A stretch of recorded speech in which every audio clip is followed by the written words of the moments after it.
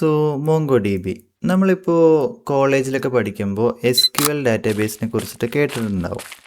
SQL എന്ന് പറയുമ്പോൾ structured query language. അതായത് SQL ഡാറ്റാബേസിൽ സ്റ്റോർ ചെയ്യുന്ന എല്ലാ ടേബിൾസിനും ഒരു പ്രോപ്പർ ആയിട്ടുള്ള സ്ട്രക്ചർ ഉണ്ടാവും. അതായത് ഇപ്പോൾ നമ്മൾ കുറേ റെക്കോർഡ്സ് ആഡ് ചെയ്തു അഥവാ ഡാറ്റ ആഡ് ചെയ്തു, ഇടയിൽ നമ്മളൊരു കോളം പുതിയതായിട്ട് ആഡ് ചെയ്യണമെന്ന് വിചാരിക്കുക ഒരു ടേബിളിൽ. അപ്പോൾ നമുക്ക് എന്താ ഉണ്ടാവുകയെന്ന് വെച്ച് കഴിഞ്ഞാൽ കുറേ നള്ളും കാര്യങ്ങളൊക്കെ സെറ്റ് ചെയ്യാണ്ട് ചില സമയത്ത് നമുക്ക് എറേഴ്സും കാര്യങ്ങളൊക്കെ വരും. സോ ആ സ്ട്രക്ചറാണ് മെയിൻ പ്രശ്നം വരുന്നത്. അപ്പോൾ മോങ്കോഡിബി എന്താണെന്നുള്ളത് പറയുകയാണെങ്കിൽ നമുക്കിപ്പോൾ മോങ്കോഡിബിയിൽ പറയുമ്പോൾ നോ SQL ഡാറ്റാബേസ് ആണ്. അതായത് ഇവിടെ സ്റ്റോർ ചെയ്യുന്ന ടേബിൾസിനൊന്നും സ്ട്രക്ചർ ഇല്ല. നമുക്ക് എപ്പോൾ വേണമെങ്കിലും പുതിയ കോളംസ് ആഡ് ചെയ്യാം, എപ്പോൾ വേണമെങ്കിലും കോളംസ് ഡിലീറ്റ് ചെയ്തും കളയാം. സോ അത്രയും സിമ്പിളും പിന്നെ അതേപോലെ തന്നെ ഫാസ്റ്റും ആയിട്ടുള്ളൊരു ഡാറ്റാബേസാണ് നമുക്ക് മോങ്കോഡിബി എന്ന് പറയുന്നത്. നമുക്കൊരു എക്സാമ്പിൾ വെച്ചിട്ടൊന്ന് നോക്കി നോക്കാം. അതായത് മോങ്കോഡിബി നമുക്ക് ഒരു ബിൽഡിങ്ങിൻ്റെ കേസിൽ ആലോചിച്ചാൽ മതി. ഒരു ബിൽഡിംഗ് ആണ് മോങ്കോഡിബി അഥവാ മോങ്കോഡിബിയുടെ സെർവർ. സോ ആ ഒരു സെർവറിൽ അഥവാ ആ ഒരു ബിൽഡിങ്ങിൽ എന്താ ഉണ്ടാവുക, കുറേ ഫ്ലോർ ഉണ്ടാവും. അപ്പോൾ ഫ്ലോറിനെയാണ് നമ്മൾ ഡാറ്റാബേസ് എന്ന് പറയുക. പിന്നെ ഒരു ഫ്ലോറിൽ എന്താ ഉണ്ടാവുക, കുറേ റൂംസ് ഉണ്ടാവും. ഈ റൂമിനാണ് നമ്മൾ ടേബിൾ അഥവാ കളക്ഷൻ എന്ന് പറയുക. പിന്നെ ഇപ്പോൾ റൂമിൻ്റെ ഉള്ളിൽ നമുക്ക് എന്താ ഉണ്ടാവുക, ഫയൽസ് അല്ലെങ്കിൽ ഡോക്യുമെൻറ്റ്സ് ഉണ്ടാവും. ഇതാണ് നമുക്ക് മോങ്കോഡിബിയുടെ സ്ട്രക്ചർ വരുന്നത്. സോ മോങ്കോഡിബി സെർവർ, പിന്നെ ഡാറ്റാബേസ്, പിന്നെ നമുക്ക് കളക്ഷൻ, പിന്നെ നമുക്ക് വരുന്നതാണ് ഡോക്യുമെൻ്റ്. ഇങ്ങനെയാണ് നമുക്ക് മോങ്കോഡിബി സ്ട്രക്ചർ ചെയ്തിരിക്കുന്നത്. സോ നമുക്ക് എങ്ങനെയാണ് പൈത്തണിൽ മോങ്കോഡിബി നമ്മൾ കണക്ട് ചെയ്യുക എന്നുള്ളത് നമുക്കൊന്ന് നോക്കി നോക്കാം. സോ നമുക്ക് ഫസ്റ്റ് തന്നെ മോങ്കോഡിബിയുടെ സെർവർ ഒന്ന് ഡൗൺലോഡ് ചെയ്യണം. സോ അതിന് വേണ്ടിയിട്ട് നമ്മുടെ ഒരു ബ്രൗസർ ഓപ്പൺ ചെയ്യുക. ഇവിടെ ജസ്റ്റ് മോങ്കോഡിബി കമ്മ്യൂണിറ്റി സെർവർ എന്ന് പറഞ്ഞിട്ട് സെർച്ച് ചെയ്യാം. ഇതിൽ നമുക്ക് ഫസ്റ്റ് വരുന്നൊരു ലിങ്ക് ഉണ്ട്, ഇതാണ് ക്ലിക്ക് ചെയ്യേണ്ടത്. സോ ഇത് ക്ലിക്ക് ചെയ്തിട്ട് നമുക്ക് നേരെ അടിയിലേക്ക് സ്ക്രോൾ ചെയ്താൽ മതി. അപ്പോൾ ഇവിടെ കണ്ടോ, നമുക്ക് വിൻഡോസിന് വേണ്ടിയിട്ട് ഡൗൺലോഡ് ചെയ്യാനായിട്ട് പറയുന്നുണ്ട്. സോ ഇവിടെ ജസ്റ്റ് ഡൗൺലോഡ് കൊടുത്തു കഴിഞ്ഞാൽ നമുക്ക് ഡൗൺലോഡിങ് സ്റ്റാർട്ടാവും. ഞാൻ ഓൾറെഡി ഡൗൺലോഡ് ചെയ്തത് കൊണ്ട് ഞാൻ വീണ്ടും ഡൗൺലോഡ് ചെയ്യുന്നില്ല. അപ്പോൾ നമുക്ക് ഡൗൺലോഡിങ് എല്ലാം കഴിഞ്ഞതിന് ശേഷം നമുക്കിവിടെ ജസ്റ്റ് ക്ലിക്ക് ചെയ്താൽ മതി. സോ ഇവിടെ ക്ലിക്ക് ചെയ്ത് കഴിഞ്ഞാൽ നമ്മുടെ ഇൻസ്റ്റാളർ നമുക്ക് ഓപ്പൺ ആയിട്ട് വരും. ഇവിടെ ജസ്റ്റ് നെക്സ്റ്റ് കൊടുക്കുക. പിന്നെ ഞാൻ ഓൾറെഡി ഇവിടെ ഇൻസ്റ്റാൾ ചെയ്തിട്ടുണ്ട്. ഇൻസ്റ്റാൾഡ് അല്ലെങ്കിൽ ഇവിടെ കംപ്ലീറ്റ് എന്ന് പറഞ്ഞിട്ടായിരിക്കും വരുന്നുണ്ടാവുക. സോ ഇവിടെ ജസ്റ്റ് കംപ്ലീറ്റ് കൊടുത്തിട്ട് നെക്സ്റ്റ് കൊടുത്താൽ മതി. അപ്പോൾ ഡയറക്റ്റ് നമുക്ക് ഇൻസ്റ്റാൾ എന്ന് പറഞ്ഞിട്ടൊരു ഓപ്ഷൻ വരും. അവിടെ ജസ്റ്റ് ഇൻസ്റ്റാൾ ചെയ്താൽ മാത്രം മതി. വേറെ നമുക്കൊന്നും ചെക്ക് ചെയ്യാനോ അങ്ങനെയൊന്നുമില്ല. നമ്മുടെ ഇൻസ്റ്റാളേഷൻ കഴിഞ്ഞ് കഴിഞ്ഞാൽ നമുക്ക് ഇങ്ങനെ ഒരു ഡെസ്ക്ടോപ്പ് ഐക്കൺ നമുക്ക് കിട്ടും. ഇവിടെ ഒരു മോങ്കോഡിബി കോമ്പസ് അങ്ങനെ പറഞ്ഞിട്ടുണ്ട്. നമുക്ക് ആ ഇൻസ്റ്റാളറിൽ തന്നെ ഇൻസ്റ്റാൾ മോങ്കോഡിബി കോമ്പസ് എന്ന് പറഞ്ഞിട്ടൊരു ഓപ്ഷൻ കൂടി ഉണ്ട്. അത് ചെക്ക് ചെയ്ത് കഴിഞ്ഞാൽ നമുക്ക് ഈ ഒരു സംഭവം കൂടിയും ഇൻസ്റ്റാൾ ആവും. അപ്പോൾ ഇത് എന്തിനാന്ന് വെച്ച് കഴിഞ്ഞാൽ നമുക്കൊരു ഗ്രാഫിക്കൽ യൂസർ ഇൻ്റർഫേസ് എന്ന് പറയും. നമ്മൾ ആഡ് ചെയ്തിട്ടുള്ള എല്ലാ ടേബിൾസും അതിൻ്റെ ഡാറ്റയും കാര്യങ്ങളൊക്കെ നമുക്ക് വിഷ്വലി കാണാൻ പറ്റും. അത് നമുക്ക് എന്തായാലും വീഡിയോയിൽ നോക്കാം. സോ ഇതാണ് നമ്മൾ ഫസ്റ്റ് ഇൻസ്റ്റാൾ ചെയ്യേണ്ട സെർവർ. ഇനി നമുക്ക് വിഷ്വൽ സ്റ്റുഡിയോ കോഡിൽ പോയിട്ട് എങ്ങനെയാണ് പൈത്തൺ കോഡ് വെച്ചിട്ട് മോങ്കോഡിബിക്ക് കണക്ട് ചെയ്യുക എന്നുള്ളത് നമുക്കൊന്ന് നോക്കാം. സോ ഇനി നമ്മുടെ വിഷ്വൽ സ്റ്റുഡിയോ കോഡ് ഓപ്പൺ ചെയ്യാം. ഞാനിവിടെ സെർച്ചിൽ പോയിട്ട് വിഷ്വൽ സ്റ്റുഡിയോ കോഡ് എന്ന് ടൈപ്പ് ചെയ്യുകയാണ്, എന്നിട്ട് അത് ഓപ്പൺ ചെയ്യാം. ഇനി നമുക്ക് വേണ്ട കാര്യം എന്ന് പറയുമ്പോൾ വിഷ്വൽ സ്റ്റുഡിയോ കോഡിൽ നമുക്കൊരു ഫോൾഡർ ഓപ്പൺ ചെയ്യണം. സോ നമുക്ക് ഈ ഒരു ഫോൾഡറിൻ്റെ ഉള്ളിലാണ് നമ്മൾ എല്ലാ ഫയൽസും സ്റ്റോർ ചെയ്യാനായിട്ട് പോകുന്നത്. സോ ഇവിടെ ഫയലിൽ പോയിട്ട് ഓപ്പൺ ഫോൾഡർ കൊടുക്കുക. ഞാൻ ഡെസ്ക്ടോപ്പിൽ ഓൾറെഡി ഒരു ഫോൾഡർ ക്രിയേറ്റ് ചെയ്തിട്ടുണ്ട്. സോ അത് സെലക്ട് ചെയ്തു. ഇനി സെലക്ട് ഫോൾഡർ എന്ന് പറഞ്ഞിട്ടുള്ള ഈ ഒരു ഓപ്ഷൻ ക്ലിക്ക് ചെയ്യാണ്. ഇപ്പം നമുക്ക് ആ ഒരു ഫോൾഡർ ഇവിടെ ഓപ്പൺ ആയിട്ട് വന്നിട്ടുണ്ട്. അപ്പോൾ ഇനി നമ്മൾ ഒരു സംഭവം കൂടി ഇൻസ്റ്റാൾ ചെയ്യാനായിട്ടുണ്ട്. ഒരു പൈത്തൺ ലൈബ്രറിയാണ്. നമുക്ക് അതിന് വേണ്ടിയിട്ടുള്ള കമാൻഡാണ്. ജസ്റ്റ് നമ്മൾ ടെർമിനലിൽ പോവുക. ഇവിടെ ഈ ഒരു 3 ഡോട്ട്സിൽ ക്ലിക്ക് ചെയ്തിട്ട് ടെർമിനലിൽ കൊടുക്കുക. ഇവിടെ ന്യൂ ടെർമിനൽ എന്ന് പറഞ്ഞിട്ടുണ്ട്. അല്ലെങ്കിൽ നമുക്ക് ഷോർട്ട് കട്ടും യൂസ് ചെയ്യാം. കൺട്രോളും ഷിഫ്റ്റും നമ്മുടെ ടിൽഡ് പറഞ്ഞിട്ടുള്ള ഒരു ബട്ടൺ ഉണ്ട്. അപ്പോൾ ഇത് കൊടുത്തു കഴിഞ്ഞാൽ നമുക്ക് ഡയറക്റ്റ് ടെർമിനലിൽ ഓപ്പൺ ആവും. ഇനി ടെർമിനലിൽ just pip space install pymongo എന്ന് ടൈപ്പ് ചെയ്യുക, എന്നിട്ട് എൻ്റർ കൊടുക്കുക. അപ്പോൾ നമുക്ക് പൈമോങ്കോ എന്ന് പറഞ്ഞിട്ടുള്ള ഒരു ലൈബ്രറി വെച്ചിട്ടാണ് നമ്മൾ മോങ്കോഡിബിയുടെ സെർവറിക്ക് നമ്മൾ കണക്ട് ചെയ്യാനായിട്ട് പോകുന്നത്. സോ ഞാനിവിടെ ഓൾറെഡി ഇൻസ്റ്റാൾ ചെയ്തിട്ടുണ്ട്. അതുകൊണ്ടാണ് എനിക്ക് റിക്വയർമെൻറ്റ് ഓൾറെഡി സാറ്റിസ്ഫൈഡ് എന്ന് പറഞ്ഞിട്ട് വന്നിട്ടുള്ളത്.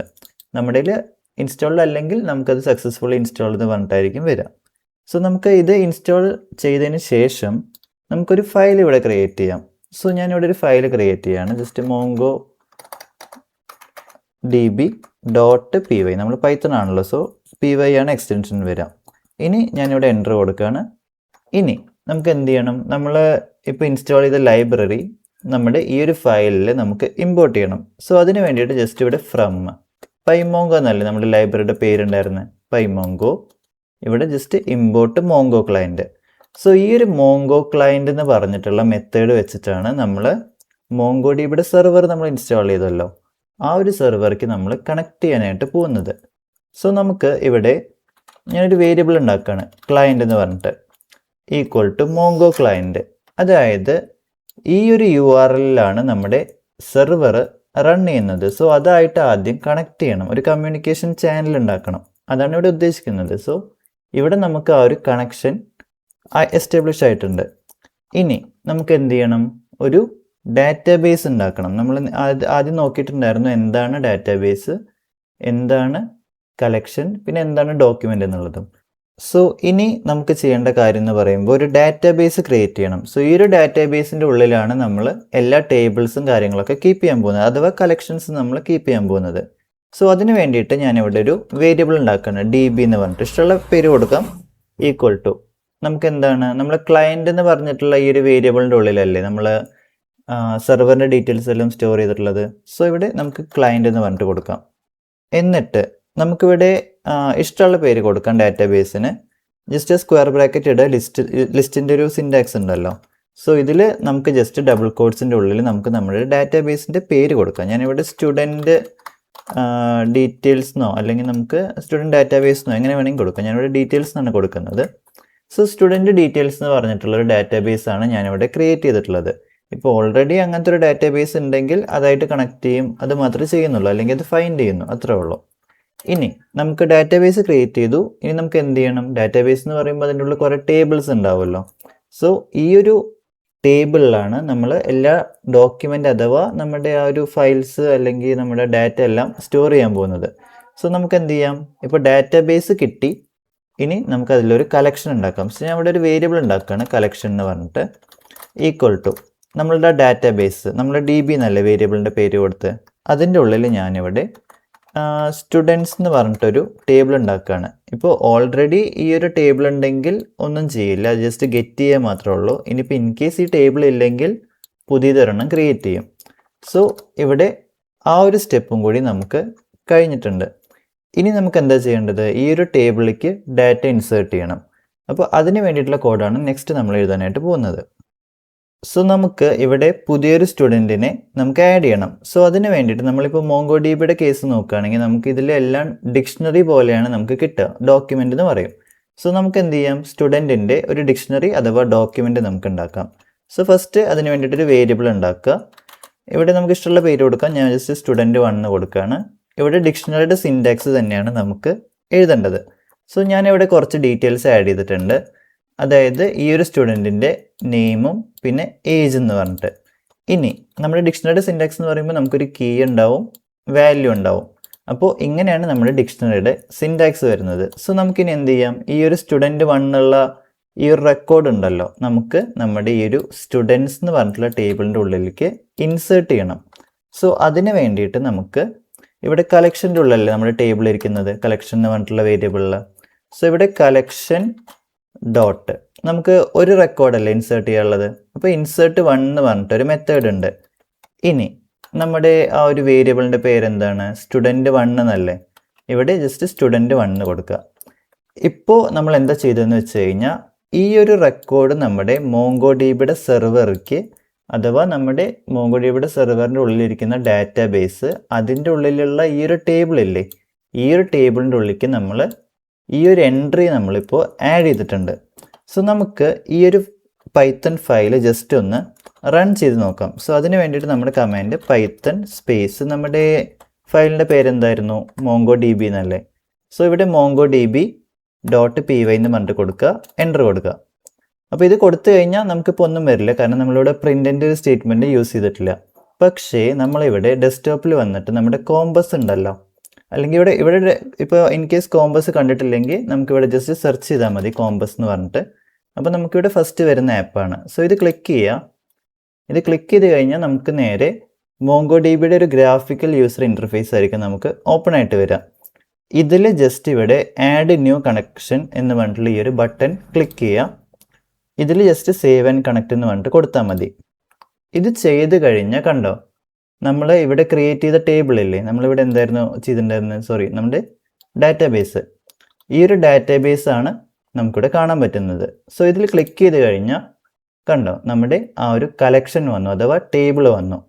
ഈ ഒരു ടേബിൾ ക്ലിക്ക് ചെയ്ത് കഴിഞ്ഞാൽ കണ്ടോ, നമ്മളിപ്പോൾ ആഡ് ചെയ്ത ആ റെക്കോർഡും ഇവിടെ നമുക്ക് വിസിബിൾ ആയിട്ടുണ്ട്. സോ ഇങ്ങനെയാണ് നമ്മൾ ഒരു റെക്കോർഡ് നമ്മൾ ഇതിലേക്ക് ആഡ് ചെയ്യുക. സോ ഇനി എങ്ങനെയാണ് ഈ ഒരു ഡീറ്റെയിൽസ് നമുക്ക് ഡാറ്റാബേസിൽ നിന്ന് അഥവാ MongoDBയിൽ നിന്ന് ഫെച്ച് ചെയ്തിട്ട് നമ്മൾ ഇവിടെ ടെർമിനലിൽ പ്രിൻ്റ് ചെയ്യുക എന്നുള്ളത് നമുക്കൊന്ന് നോക്കാം. സോ ഇനി നമുക്ക് സ്റ്റുഡൻസ് എന്ന് പറഞ്ഞിട്ടുള്ള ടേബിളിലത്തെ എല്ലാ റെക്കോർഡ്സും ഒന്ന് പ്രിൻ്റ് ചെയ്ത് നോക്കാം. സോ അതിന് വേണ്ടിയിട്ട് നമ്മളിപ്പോൾ സ്റ്റുഡൻസ് ടേബിളിൽ ഇരിക്കുന്നത് കളക്ഷൻ എന്ന് പറഞ്ഞിട്ടുള്ള വേരിയബിളാണല്ലോ. സോ ഇവിടെ നമുക്ക് എന്ത് ചെയ്യാം, ഒരു പുതിയൊരു വേരിയബിൾ ഉണ്ടാക്കാം. ഞാൻ ഡീറ്റെയിൽസ് എന്ന് പറഞ്ഞിട്ട് ഉണ്ടാക്കുകയാണ്. Equal to collection dot find എന്ന് പറഞ്ഞിട്ടുള്ള മെത്തേഡ് ഉണ്ട്. അപ്പോൾ ഈ ഫൈൻഡ് എന്ന് പറഞ്ഞിട്ടുള്ള മെത്തേഡ് എന്താ ചെയ്യുകയെന്ന് വെച്ച് കഴിഞ്ഞാൽ എല്ലാ റെക്കോർഡ്സും നമ്മുടെ സ്റ്റുഡൻസ് എന്ന് പറഞ്ഞിട്ടുള്ള ടേബിളിൽ നിന്ന് ഉള്ള എല്ലാ റെക്കോർഡ്സും നമുക്കിവിടെ ഫെച്ച് ചെയ്ത് കൊണ്ടുവരികയാണ് ചെയ്യുന്നത്. സോ നമുക്ക് പ്രിൻ്റ് ചെയ്യാൻ വേണ്ടിയിട്ട് നമ്മളിപ്പോൾ സ്റ്റുഡൻസ് എന്ന് പറഞ്ഞിട്ടുള്ള ഒരു ടേബിളിലാണ് നമ്മളെല്ലാ റെക്കോർഡ്സും കീപ്പ് ചെയ്യുന്നത്. സോ നമുക്ക് പറയുമ്പോൾ ഒരു റെക്കോർഡല്ല, നമുക്ക് മൾട്ടിപ്പിൾ റെക്കോർഡ്സ് ഉണ്ട്. സോ നമുക്ക് മൾട്ടിപ്പിൾ ഡാറ്റയിൽ കൂടെ ലൂപ്പ് ചെയ്യണമെങ്കിൽ നമ്മൾ ഫോർ ലൂപ്പാണ് യൂസ് ചെയ്യുക. ഒരുപാട് റെക്കോർഡ്സ് ഉണ്ടല്ലോ, സോ ഓരോന്നും നമുക്ക് എടുത്തിട്ട് കാണിക്കണം. സോ അതിന് വേണ്ടിയിട്ട് നമുക്ക് ഫോർ ലൂപ്പാണ് യൂസ് ചെയ്യേണ്ടത്. സോ അതിന് വേണ്ടിയിട്ട് ഞാനിവിടെ ഫോർ സ്റ്റേറ്റ്മെൻറ്റ് ഞാനിവിടെ എഴുതുകയാണ്. സോ ഫോർ ഐ ഇൻ, നമ്മൾ ഡീറ്റെയിൽസിലല്ലേ എല്ലാ റെക്കോർഡ്സും സ്റ്റോർ ചെയ്യുന്നത്. സോ ഡീറ്റെയിൽസ് കോളൻ, നമുക്ക് ഇനി എന്താ പ്രിൻ്റ് ചെയ്യേണ്ടത്, നമ്മൾ ഐ എന്ന് പറഞ്ഞിട്ടുള്ള വേരിയബിളാണ് കൊടുത്തിട്ടുള്ളത്. സോ ഐ എന്നുള്ള വേരിയബിളിലായിരിക്കും ഓരോ റെക്കോർഡും പോയിട്ട് സ്റ്റോർ ആവുക. ഫസ്റ്റത്തെ ഐട്രേഷനിൽ ആദ്യത്തെ കുട്ടിയുടെ ഡീറ്റെയിൽ ഐയിൽ സ്റ്റോർ ആവും. രണ്ടാമത്തെ ഐട്രേഷനിൽ രണ്ടാമത്തെ കുട്ടിയുടെ റെക്കോർഡായിരിക്കും ഐയിൽ സ്റ്റോർ ആവുക. സോ ഞാനിവിടെ പ്രിൻ്റ് ഐ എന്ന് കൊടുത്തു. ഇനി ഞാനിപ്പോൾ ഇവിടെ നമ്മുടെ പ്രോഗ്രാം റൺ ചെയ്യാണ്. സോ ഇവിടെ പ്രോഗ്രാം റൺ ചെയ്ത് കഴിഞ്ഞാൽ കണ്ടോ, എനിക്ക് രണ്ട് റെക്കോർഡ്സ് ഇവിടെ പ്രിൻ്റ് ആയിട്ട് വന്നു. രണ്ടും സെയിം ആണ്. അതിൻ്റെ കാരണം എന്താണെന്ന് വെച്ച് കഴിഞ്ഞാൽ ഇവിടെ ഇൻസേർട്ട് എന്ന് പറഞ്ഞിട്ടുള്ള കമാൻഡ് വീണ്ടും റൺ ആയിട്ടുണ്ട്. അതുകൊണ്ടാണ് വീണ്ടും ഒരു എൻട്രിയും കൂടിയും കയറാനായിട്ടുള്ള ഒരു കാരണം. സോ നമുക്ക് ഇത് കമൻറ്റ് ചെയ്യാം. ഒപ്പം തന്നെ നമ്മുടെ ഇപ്പോൾ ഈ ഒരു അറ്റ്ലസ് ഉണ്ടല്ലോ, നമ്മുടെ ഈ കോമ്പസ് എന്ന് പറയും. സോ ഈ ഒരു കോമ്പസിൽ നമ്മൾ നോക്കുകയാണെങ്കിൽ ഇപ്പോൾ ഇവിടെ ജസ്റ്റ് ഒന്ന് റീഫ്രഷ് ചെയ്താൽ മതി. Ctrl R അടിക്കുക, അല്ലെങ്കിൽ ഈ ഒരു ബട്ടൺ അടിച്ചാലും നമുക്ക് റീഫ്രഷ് ആവും. അപ്പോൾ ഇതിൽ കണ്ടു നമുക്ക് രണ്ട് റെക്കോർഡ്സ് ഇവിടെ വന്നിട്ടുണ്ട്. സോ നമുക്കിതിൽ ഒരെണ്ണം കളയാം, എന്തായാലും ഡ്യൂപ്ലിക്കേറ്റ് അല്ലേ. സോ ഇത് ഞാൻ കളയാണ്. ഇനി നമുക്ക് എന്താണ്, അപ്ഡേറ്റ് അല്ലേ. സോ നമുക്ക് ഇവിടെ അപ്ഡേറ്റ് ചെയ്യാനായിട്ട് ഇപ്പോൾ ഒരു കാര്യം ചെയ്യാം, നമുക്ക് ഈ ആലിസിൻ്റെ റെക്കോർഡ് തന്നെ അപ്ഡേറ്റ് ചെയ്യാം. സോ നമുക്ക് അതിന് വേണ്ടിയിട്ട് ഇപ്പോൾ കളക്ഷനിലാണല്ലോ നമ്മളുടെ ടേബിൾ ഇരിക്കുന്നത്. കളക്ഷൻ ഡോട്ട് അപ്ഡേറ്റ്, നമുക്കൊരു റെക്കോർഡല്ലേ അപ്ഡേറ്റ് ചെയ്യേണ്ടു. സോ നമുക്ക് അപ്ഡേറ്റ് 1 എന്ന് പറഞ്ഞിട്ടുള്ള മെത്തേഡാണ് യൂസ് ചെയ്യേണ്ടത്. ഇനി ഇവിടെ ശ്രദ്ധിക്കേണ്ട ഒരു കാര്യം എന്ന് പറയുമ്പോൾ നമുക്ക് നെയിം വെച്ചിട്ടാണ് അപ്ഡേറ്റ് ചെയ്യേണ്ടത്. അതായത് ആലിസ് എന്ന് പറഞ്ഞ ആ ഒരു കുട്ടിയുടെ നെയിം സെലക്ട് ചെയ്യുക, എന്നിട്ട് സെറ്റ്, ഇവിടെ കണ്ടോ നമുക്കൊരു കോമട്ട് ഉണ്ട്, അത് കഴിഞ്ഞിട്ട് $സെറ്റാണ്. അപ്പോൾ ആലിസിൻ്റെ റെക്കോർഡ് എടുത്തിട്ട് ഏജ് എന്ന് പറഞ്ഞിട്ടുള്ള കീയിൽ 22 എന്ന് പറഞ്ഞിട്ടുള്ള വാല്യൂ സേവ് ചെയ്യാനാണ് ഇവിടെ പറയുന്നത്. അതാണ് ഈ ഒരു അപ്ഡേറ്റ് 1 കൊണ്ട് ഉദ്ദേശിക്കുന്നത്. ഒരു റെക്കോർഡ് അപ്ഡേറ്റ് ചെയ്യുക, അതായത് നെയിം വെച്ചിട്ട് റെക്കോർഡ് ഗെറ്റ് ചെയ്യുക, എന്നിട്ട് റെക്കോർഡ് കിട്ടിക്കഴിഞ്ഞാൽ സെറ്റ് ചെയ്യുക. എന്താണ് നമുക്ക് സെറ്റ് ചെയ്യേണ്ടത്, ഏജ് അല്ലേ, അത് നമ്മളിവിടെ കൊടുത്തു. അപ്പോൾ 21 എന്നുള്ളത് നമുക്ക് 22 ആയിട്ട് മാറും. അതാണ് ഇവിടെ ചെയ്യുന്നത്. സോ നമുക്ക് ഇത് ഒന്നും കൂടി ഒന്ന് റൺ ചെയ്ത് നോക്കാം. അപ്പോൾ ഇത് റൺ ചെയ്തു, എനിക്കിവിടെ ഡീറ്റെയിൽസ് പ്രിൻ്റായി. ഇത് നേരത്തെ നമ്മൾ ചെയ്തതാണല്ലോ, അത് കഴിഞ്ഞിട്ടാണല്ലോ നമ്മൾ അപ്ഡേറ്റ് ചെയ്യുന്നത്. സോ നമുക്കൊരു കാര്യം ചെയ്യാം, നമുക്കിവിടെ കോമ്പസിൽ വന്നിട്ട് ഇവിടെ ഇപ്പോൾ 21 അല്ലേ, ഞാനിപ്പോൾ ഇവിടെ റീഫ്രഷ് ചെയ്ത് കഴിഞ്ഞാൽ കണ്ടോ എനിക്ക് അത് മാറിയിട്ടുണ്ട് ഇപ്പോൾ. സോ ഇങ്ങനെയാണ് നമ്മൾ അപ്ഡേറ്റ് ഫങ്ഷനാലിറ്റി ആഡ് ചെയ്യുന്നത്. സോ നമുക്ക് ഇനി എങ്ങനെയാണ് ഡിലീറ്റ് ആഡ് ചെയ്യുക എന്നുള്ളത് നോക്കാം. സോ ഞാൻ ഈ ഒരു ലൈന് കമൻറ്റ് ചെയ്യാണ്. ഇനി നമുക്കിപ്പോൾ ഡിലീറ്റ് അല്ലേ ആവശ്യം. സോ ഇവിടെ കളക്ഷൻ ഡോട്ട് ഡിലീറ്റ് 1. അതാണ് നമ്മുടെ മെത്തേഡ് വരുന്നത്. നമുക്ക് എന്ത് വെച്ചിട്ടാണ് ഡിലീറ്റ് ചെയ്യേണ്ടത്? നെയിം വെച്ചിട്ട്. നമുക്ക് പേജ് വെച്ചിട്ടും ചെയ്യാം, ID വെച്ചിട്ട് ചെയ്യാം. എന്തൊക്കെ കോളംസ് ആണ് ഉള്ളത് അത് വെച്ചിട്ട് നമുക്ക് ഡിലീറ്റ് ചെയ്യാനായിട്ട് പറ്റും. ഇപ്പം നെയിം എന്ന് പറഞ്ഞ കോളത്തിൽ ആലിസ് എന്ന് പറഞ്ഞിട്ടുള്ള കുട്ടിയുടെ എൻട്രിയാണ് എനിക്ക് കളയേണ്ടത്. സോ ഇങ്ങനെയാണ് നമ്മൾ ഡിലീറ്റിൻ്റെ ഇത് ഇംപ്ലിമെൻ്റ് ചെയ്യുന്നത്. നമുക്ക് എല്ലാം ഡിക്ഷണറിയാണ് ഇതിൽ. അപ്പോൾ ഇത് ഞാനിപ്പോൾ എക്സിക്യൂട്ട് ചെയ്യുകയാണെങ്കിൽ ഞാൻ എക്സിക്യൂട്ട് ചെയ്തു, എനിക്കിവിടെ ആദ്യത്തെ പ്രിൻ്റായി. കാരണം ഞാൻ ഓൾറെഡി ഇവിടെ കോഡ് എഴുതിയിട്ടുണ്ടല്ലോ, അത് കഴിഞ്ഞിട്ടാണ് ഞാൻ ഡിലീറ്റ് ചെയ്യുന്നത്. സോ ഇനി ഞാൻ അറ്റ്ലസിൽ വന്ന് നോക്കുമ്പോൾ ഒരു റെക്കോർഡ് ഉണ്ട്. ഞാനിവിടെ റീഫ്രഷ് ചെയ്ത് കഴിഞ്ഞാൽ കണ്ടോ എനിക്ക് കംപ്ലീറ്റ് ഡാറ്റയും ഇവിടെ പോയിട്ടുണ്ട്.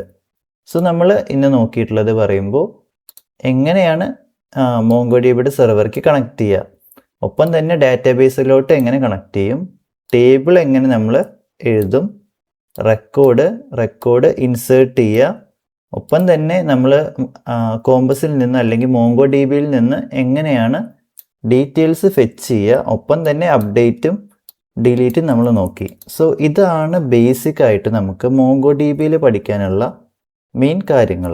സോ ഇന്നത്തെ വീഡിയോ ഇത്രയേ ഉള്ളൂ. നമ്മളിനി നെക്സ്റ്റ് വീഡിയോയിൽ നോക്കാൻ പോകുന്നത് ഫ്യൂച്ചറിൽ പ്ലാൻ ചെയ്തിട്ടുള്ള വീഡിയോ, നമ്മളൊരു ഫാസ്റ്റ് APIയും പിന്നെ മോംഗോഡിബിയും കൂടി കമ്പൈൻ ചെയ്തിട്ടുള്ള ഒരു ട്യൂട്ടോറിയലാണ് നമ്മൾ പ്ലാൻ ചെയ്തിട്ടുള്ളത്. സോ നമുക്ക് ഇന്നത്തെ വീഡിയോ വൈൻഡപ്പ് ചെയ്യാം. Thanks for watching.